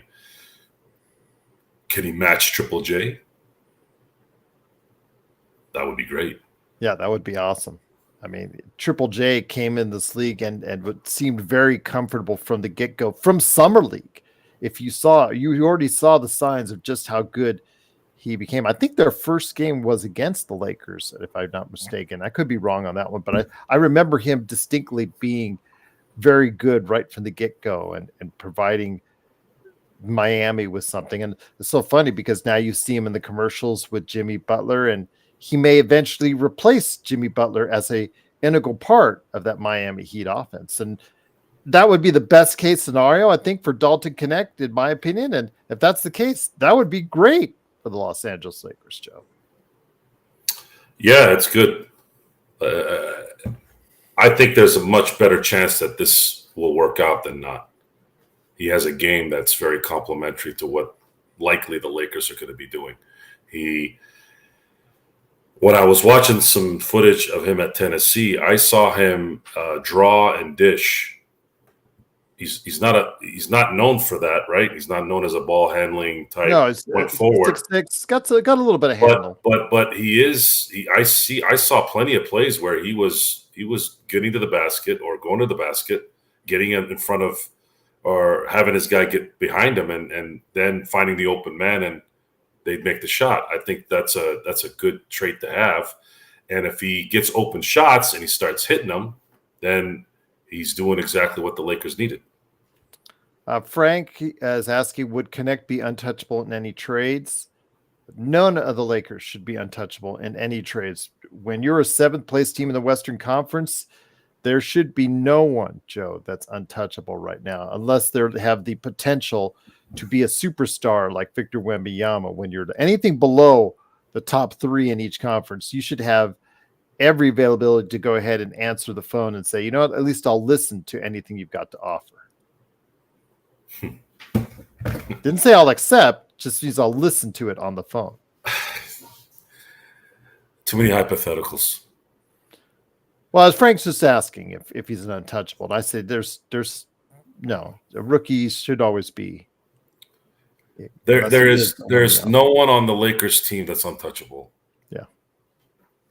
No one, not even LeBron or AD. And that's today. 3 years ago, obviously, LeBron and AD were untouchable. But now, if somebody came to the Lakers and said, hey, we're going to give you 8 first-round picks, all unprotected. Sorry, AD. Time to go. So let me ask you this. The backcourt as currently constructed, as far as there's a lot of guards on this team. I think they're going to have to remove some of that logjam in the coming days, especially if they want to go ahead and add a player such as DeRozan or someone else. They're going to have to remove that logjam or try to get something more as far as in a way of size on this team. They're going to have to move that logjam. I think ultimately the starting backcourt of D'Angelo Russell and Austin Reeves, we've seen the best that I think we've seen out of them. I do not think that as a unit, as a collective, as a duo, you can get much more out of them than you can get. Maybe JJ can tap into something and they can be incrementally better. I think Austin Reeves of the two could probably improve a little bit more. But your thoughts, do you think this is a winning duo backcourt, or do you think they need to do something different? Like perhaps move Austin Reeves back to the bench? Just throwing it out there. If something may be in mind for the backcourt. They're not going to be able to replace Austin Reeves with a rookie or even a. So you wouldn't start Dalton, even if he does well. So who are the Lakers going to get at the 5.5 mil? We haven't talked about that. Yeah. Good point. Who are the Lakers going to get it with the $5.5 million MLE? Who's out there that's worth that money and could be a good role player? I know Caleb Martin was suggested. Okay. Who else? If you're willing to look past his legal issues, Miles Bridges may be, because his price seems to go down with each day, and with each NBA club saying we don't want to come close to you. Yeah, the Miles Bridges is not going to happen no matter what, just because it's just not going to work. I'm just saying. I'm just telling you. I'm just answering your question technically, but you're right. He probably won't be an option for the Lakers. But again, someone like Caleb Martin, I think, would be a good role player for the team. But there's nobody with real size out there that the Lakers can get. That's what they really need the most, as far as a guy that could pick up the MLE. Tyus Jones, maybe. He's been talked about as a backup. That'd be pretty solid. Gary, you'd have to get rid of Vincent then. Yeah, Gary Trent Jr., pretty good shooter. So might be available. Does he take a 5.5 mil? 2 years ago, I would have said heck no, but 2 years in Toronto might have changed his outlook on things. I don't think that's a bad pickup for that much money if you were to get a Gary Trent Jr. or even a Tyus Jones. He got kind of lost in Toronto. A lot of people get lost in Toronto. When you're not good in a cold place, a lot of times your focus kind of gets off. I like Emmanuel Quickly, man, but $175 million for Emmanuel Quickly, that's a lot of money. Yeah, that's ridiculous. And 200 plus for Barnes, it's a lot of money. It's a lot of money. And this is supposed to be the Messiah. Mm-hmm. I don't understand why he would overpay both. What do they see in Barnes that I don't see? I remember my good friend, Mr. Rafael Barlow, the day he got drafted, he got a lot of pushback from people all over the internet because on the air, he was talking about the Locked On NBA draft. He talked about him. Why do you go ahead at number 5 and pick a glue guy? I don't know. I think Rafael's been more right than he's been wrong in the years. And I definitely think with Scotty Barnes, I don't know if he is at that level, that superstar level. The Cade Cunninghams, these guys that are going to get these max salaries, Joe, just because they're the best players on bad teams. I just don't know if they're worth it. The Lakers definitely have to unload some dead weight. There's going to have to be a trade somewhere at some point with that. Mm-hmm. And because they're not going to not sign somebody for the 5. We haven't even talked about that. They're going to add another roster spot at the 5.5, right? Mm-hmm. So now what? They're going to have to get rid of somebody. And there's a lot to come here. We're going to know here in the next few days, I think. We're going to know something. We're going to know the direction. We're going to know what they're going to have to do after that. And then we're going to likely know what the roster construction is going to be probably within the next week.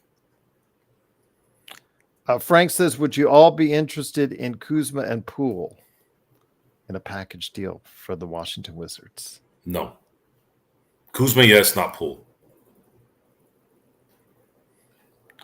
Alan, I know it's just speculation because Alan says you can't stack minimums in a trade.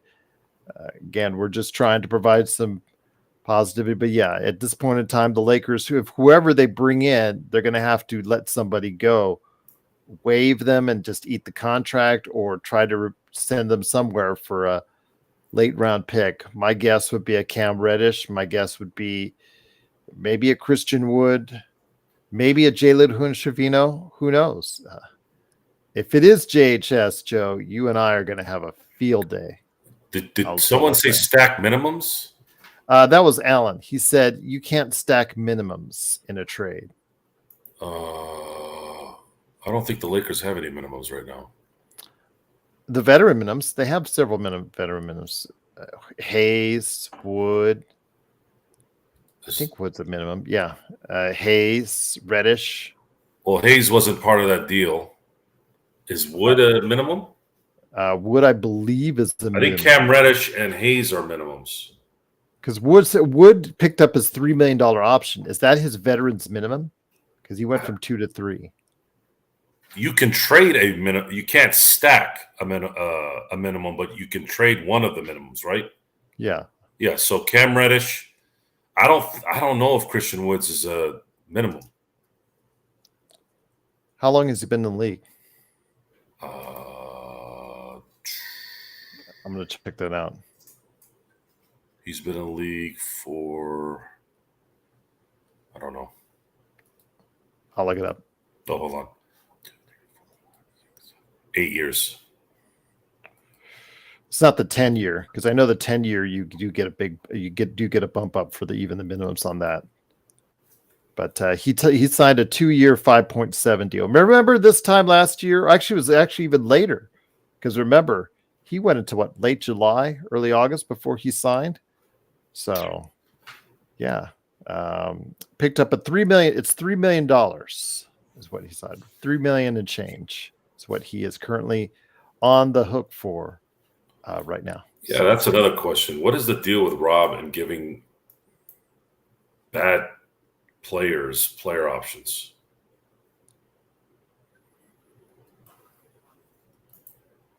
Well, I know with Christian Wood, remember there was a great interest in trying to get him to a very cheap contract by other teams around the league. And I think that was probably the sweetener on the deal, is that they would give him that option.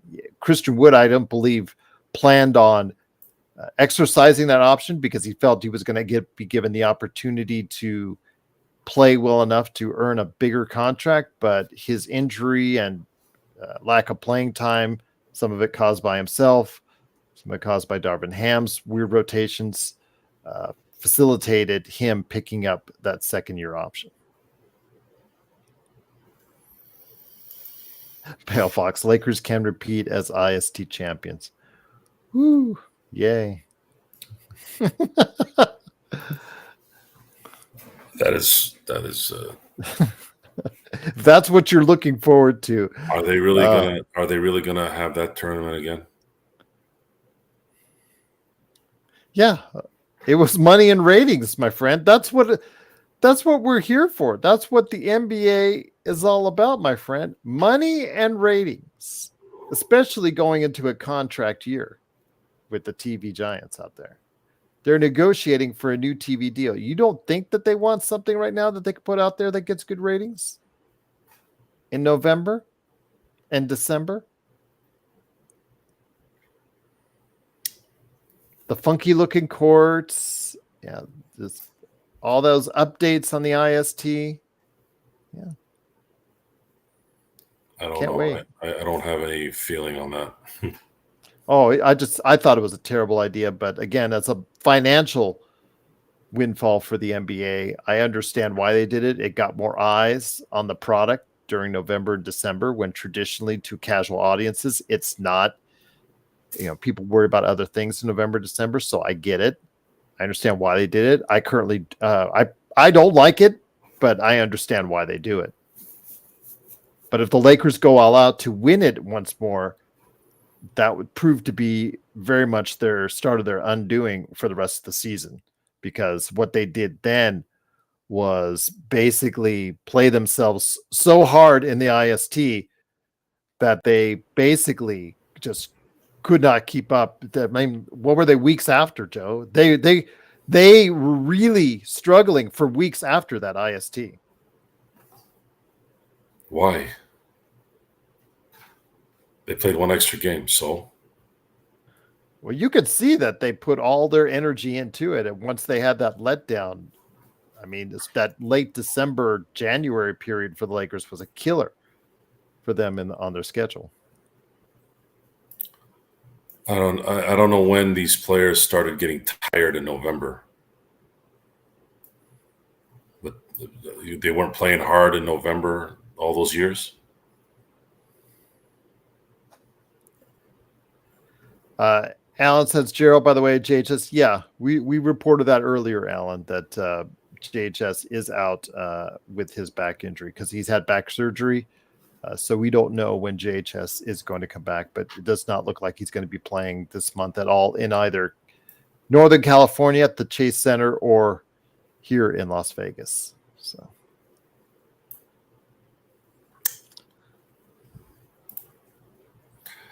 I really don't have a comment on the tournament or the circus show that everyone runs and thinks is helping the league. I've had some options that the league could be enhanced a little bit. Number one would be keeping what was working before, but they didn't think that was important, which is making free agency fun, making trades fun again instead of penalizing people who want to better their team. And then if you want a less stressful schedule for the players, make it more regional. Make divisions count more. Have teams play more than 4 times a year in the conference to the point where fans get so sick of playing certain teams that they actually create a rivalry with it. And then you're lessening the flights. You're lessening the stress of the time zones being a problem. But no one thinks that's an option for some weird reason. Moneyball says Blake Hinson, who will be on the Lakers Summer League team, might be someone to look at because he did shoot 41% or 42% from 3-point in college last year at Pitt, but went undrafted. So, I mean, these guys are going to get a shot. But the problem is in a very crowded Lakers roster already, what they're trying to do is play for two ways, hopefully get some interest from there. Joe, again, will hopefully be able to check it out. And again, hopefully the focus will be on Dalton Knecht and not Bronny James, unless Bronny James does something really positive for a guy that, again, has a lot to prove when he comes into the NBA. We know the answer to that already. Mm-hmm. I mean, the odds are not in his favor. I'll just put it that way. They're just not in his favor. I don't mean that disrespectfully. I just mean the fact that you gave a 4-year guaranteed, 3-year guaranteed contract when most of the second round, I think some of them, actually not most of the second, some of the second round choices, Joe, were being offered only 2-way contracts to save money. The Lakers committed to Bronny for a 3-year guaranteed deal, which again, the story gets worse and worse every day. Yeah, it's crazy, Joe. Again, that's. I'm amazed that people think this kid's going to be good. I just can't figure out where they're getting it from. He's bad, guys. He's going to be bad. 27% from the college 3-point arc in a league that is being dominated by 3-point shooting. He is going to be so bad. I'm just waiting for the implosion at this point. Well, I think during the season, outside of the token appearances that he'll get alongside his father to make history in the NBA, I don't think he'll be given the opportunity to make an impact. He'll probably be playing a lot in the G League at the South Bay Lakers. I don't know. I don't know what this they're is. Smart. This guy hired the coach and made the team draft a guy who couldn't even play in college. What do people think this guy's going to turn into? I heard somebody talking about, he could be not the one. Derek Fisher one was hilarious today. But I also heard Marcus Smart. Have you guys ever seen Marcus Smart? Marcus Smart looks like a Rottweiler. He looks like he'll eat you alive. That guy's built to be a linebacker. And he's nasty, too, in a good way. Where do you guys come up with this stuff? I'm not talking about the people in the chat. Maybe I am. But some of the stuff I've been hearing on some of these shows, Lakers shows, Jesus Christ. Well, they just mentioned Dan, the Lakers fan. These guys are not watching the games, and they're in their feelings. They're talking themselves into this. It's hilarious. And then what's going to happen is when it blows up in their face, they're not going to say anything. Or maybe they'll blame JJ Redick or the media. You're not getting out of this one, folks. I swear to God. When this goes the way I know it's going to go, you guys are going to Joe will let you know. You are going to know, and I'm going to rip it out. You are going to hear it. You think you heard a lot of JHS rants from Joe? You're going to hear a lot of Bronny rants from Joe. We said last year JHS was a bad damn pick. We said it. Get Cam Whitmore. He's the best player available. Get him. What happened? Enough already with this garbage. We know what the hell we're talking about. Yes, we're not 100%. I picked Denver and Miami to go to the finals last year, and I picked the wrong winner. Sorry. I thought Miami would win it. I picked the Lakers at the beginning of the year. So we picked the Lakers to beat Denver that year because we're Laker fans. That doesn't count. Of course, we're going to pick the Lakers. But the point is, at the beginning of the year, we did pick them right. But we're going to be biased if the Lakers are playing in a series. That's normal stuff. But basketball is the easiest talent evaluator if you just watch the games. Some do surprise. Don't get me wrong. They do. But you'll always see a little bit of a hint that they might be better.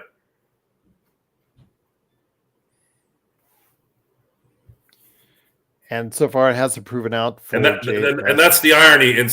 That's the irony is that they didn't draft Cam Whitmore due to fear of possible injury issues, and they ended up getting a 19-year-old who had back surgery. What was it? A bulging disc? Yeah. How does a 19-year-old have a bulging disc?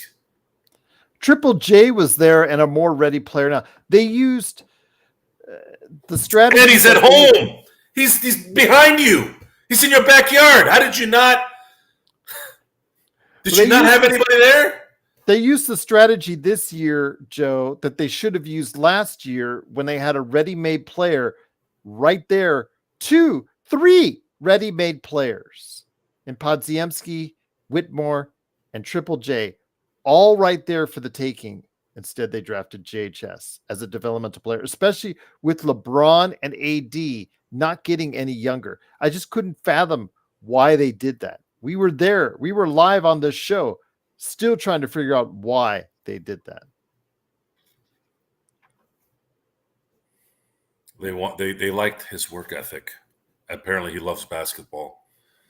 The bad sign was he was wearing a green felt jacket. He looked like a Christmas tree with Whoopi Goldberg's hair. So the visuals were bad, the physicals were bad, and the player was bad. And that's where this all started last year. It started from that day. It's a clown act that seems to never end. How they're going to make up for that, and we're going to wait here in a few days. I don't know what the hell they're going to do, but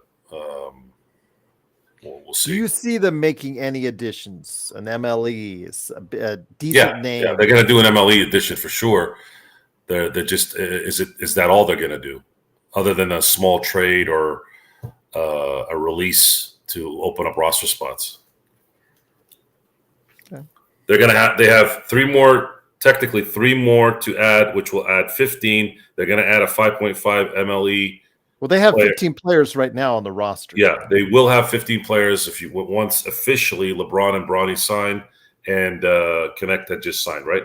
Yes, that's correct. So You have 15 players, and then you have the MLE player that's going to be signed as well. That's 16. So that means they have to drop, what, 2? Something like that. But then also got to remember that they're over the cap. According to what I showed here, let me go bring this back up one more time. This is the projections that Bobby Marks from ESPN currently has for the Lakers. You notice the current salary is listed at $190 million. That puts them over the second apron. So that is a very bad place to be, Joe, not only for tax reasons, but for your mobility and able to make trades or draft choices, because you stay in the second tax apron too long. Not only are you restricted on your movements as a team, you also will get your draft choice frozen and being put at the back end of the first round if you have them. Why didn't they just make a hard cap at this point? Just make it 190. Hard cap. What is the point of all this? And why did the Players Association agree to this? Was Michelle Roberts and her dumbass still the PA last year? I believe so, yes. Seriously, what the hell was this? Is CJ McCollum the player rep? Yes. What the hell was he doing? This is a horrible contract. Horrible. I think the idea behind it was trying to provide a level playing field. They were trying to get this done for the TV contracts, because what they did was the league sold them, the players, and then, hey, let's get this deal done so that we can get to 220 to 250 quicker. I don't know that for sure, but I'm going by common sense. And all these guys care about is money, right? Yes. And then they'll complain. And then they'll complain. They'll complain. Just like the running backs in the NFL will complain. Guys, you said yes. You could have stopped this. You allowed these rule changes. You allowed these CBAs to go through because you wanted your money. You couldn't wait. You couldn't strike for a couple of weeks and not get paid. You wanted that money right away when you could have buried these guys. And now you're complaining. Well, you're complaining because you allowed these guys to change the rules to the point where the only significant position that matters is the quarterback in the NFL. And the running back continues to become an irrelevant position. So now the NBA is starting to go that route. It's going to be you're going to be watching Denver and Oklahoma City going to the finals. Is that what we want to watch? I wouldn't say that. Really, is that what the audience wants to watch with basketball? I don't think so. I think also one of the ideas, though, was to create parity among smaller and big market teams. Which is stupid. Okay. Honestly, that's a stupid philosophy to have. Why do you have teams in Charlotte and Oklahoma City and Memphis then, if you're worried about small market?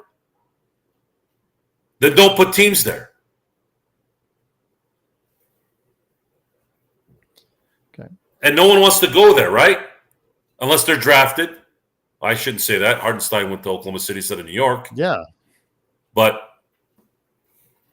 I don't know. There's always a few here and there that sneak in, but no one of significance. Hartenstein is not a superstar. How many superstars are going to want to go to Oklahoma City on their own? Who? What superstar free agent went anywhere other than a big market or a sunny place? Frank says he doesn't see Denver going back to the finals anytime soon because they fear getting into that second tax apron. So that's why they had to let KCP, Brown, guys who contributed to their success in their championship year, those guys have walked off in successive years. Jeff Green as well. Those guys were major contributors to that team as far as them winning the world championship. And because their owners are fearful of the tax and what it creates, this new CBA, the whole tax apron, the whole 9 yards, they've had to let players walk out the door as well. I'm waiting to see how the Celtics are going to make all these contracts work too. Oh yeah, right now it's obscene, Joe. My God. So what is their tax? What's their what the new owners of that team? What's the tax hit going to be? $200 million. Oh yeah.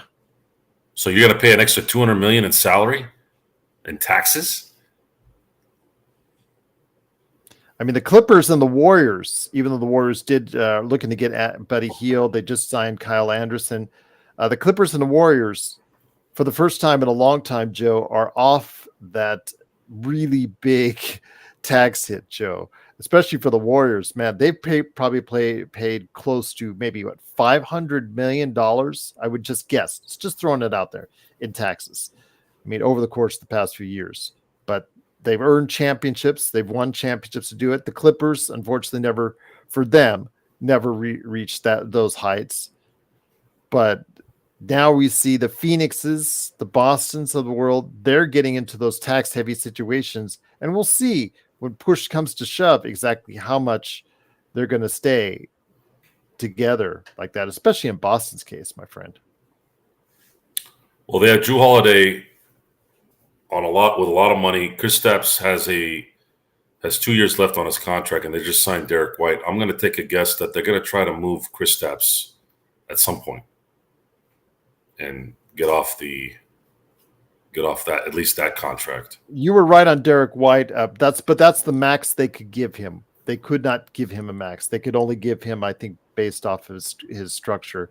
That's the biggest raise they could give him was the one that they gave. So, yeah.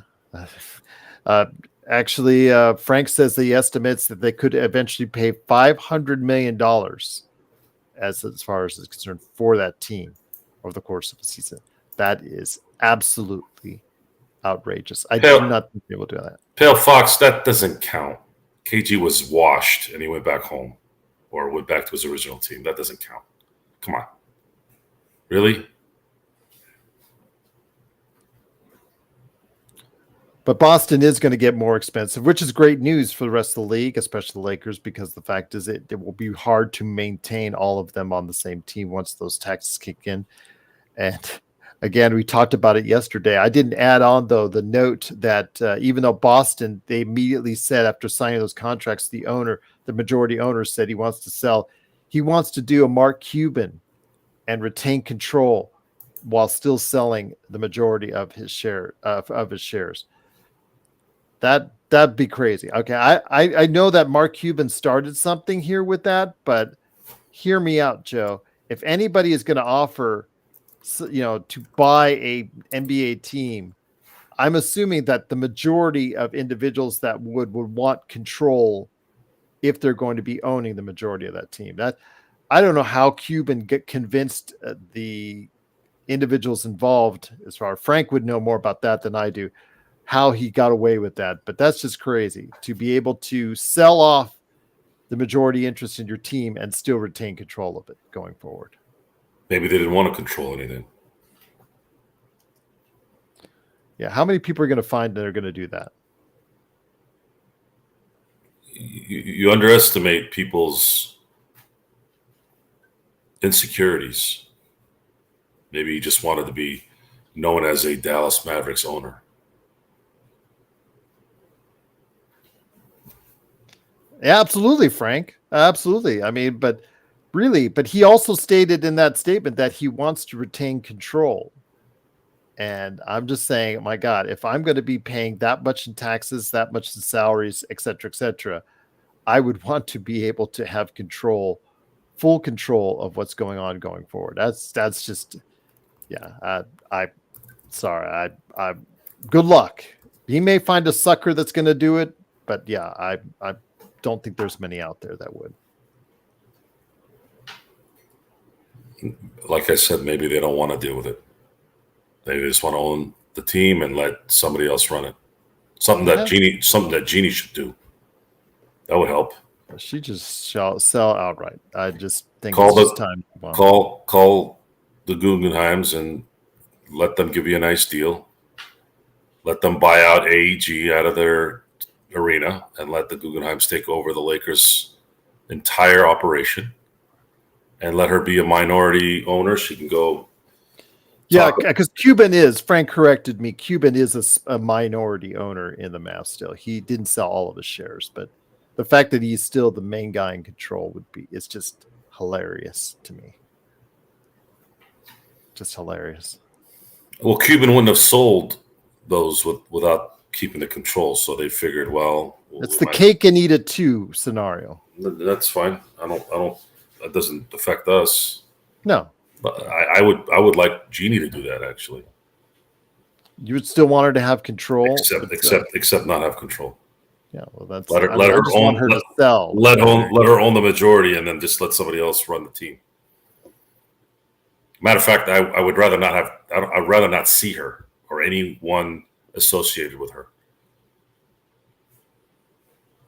I'm tired of hearing about the same stories with these people. Get over it. Okay. Kobe's gone, folks. He's gone. Stop being so morbid. This has nothing to do with Kobe anymore. Kobe's gone. Kobe's resting. So focus on what's going on right now. Get somebody here that has a brain, that knows how to run a basketball operation. Moneyball says, let the younger buses run the team. They know more about basketball. Absolutely not. Absolutely not. I don't want to have anything to do with the buses anymore. The great Dr. Bus is gone. Everyone else, to me, is not capable of running this team. If the buses were capable of running this team, they'd be running it already. And on that note, I want to thank you so much for joining us. It is, of course, Joe Soro. Please check out what he does at LakersBall.com. That's Ox1947 and Simblades. If you need a new lawn today, Joe's got one for you if you lived in the Southern California area. And he can do that for you at Simblades with a Y.com. Frank says, yeah, the Mavs' new owners basically confirmed that Cuban has no more control in basketball operations. That's the GM job. Okay, well, there you go. The GM, Nico Harrison, has been really good. That was a really good pickup, moving over from Nike, and look at the team that he's built. The envy of many out there, including us here at the Lakers. So we'll see what happens, though, with the Lakers. We've got our own GM issues. It is Rob Pelinka. What is the summer plan for Rob? How will it continue? Hopefully we can make some more adjustments. And if they do, we will go ahead and report on it right here. Joe, any last thoughts before we head on out? Yes. Please start over. There you go. Start over. It's over. Start over. Start over. You're coming around to Stone Hansen's way of thinking? Yes. Just start over. Trade AD, trade LeBron. Tell LeBron, once everyone's done and gone and you're not doing anything, just tell LeBron, look, just sign somewhere else. Just, we're going to blow this up. I agreed with Stone when he said that more and more. So, I mean, that's an option. But, yeah, we have to make sure we get some good draft picks and be able to build from sooner rather than later. But we'll see. Sports Baby says, come do my lawn, Joe. I will one day. I will one day. Trust me. I'll be there. I'll be there one day, and we'll take care of that for you, brother. Big shout out to Jeremy. I know also as well, he was in Australia. Oh, yeah, Jeremy, you're part of the Aussie crew. I didn't forget about you. There's Aussie, that's John. He's on Facebook usually and also with us on playback. And then, of course, you got Jeremy. Big shout out to you, Sports Baby.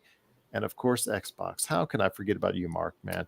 Everybody out there, truly appreciate it. Zangerstein stopping by from the Philippines. Everybody out there in Canada and the U.S., cannot thank you enough for joining us. It is the Lakers Fast Break. We'll be back, well, actually later today, since it's already past midnight here. Can't wait for that 116-degree weather I'm going to get here in Vegas. And I know you're having a hot summer as well. It's supposed to be 116 today. Woohoo! Can't wait. But hopefully, Xbox says, and then the beach. Lucky guy indeed. But once again, it is the Lakers Fast Break. It is Joe Soro along with me, Gerald Glassford. Thanks again for watching this and truly appreciate it. We'll be back later today with more updates on the Lakers and the NBA, as only we can provide it with you with the best opinions out there. There's no better place to go for all your Lakers and NBA thoughts and information than right here at the Lakers Fast Break Podcast.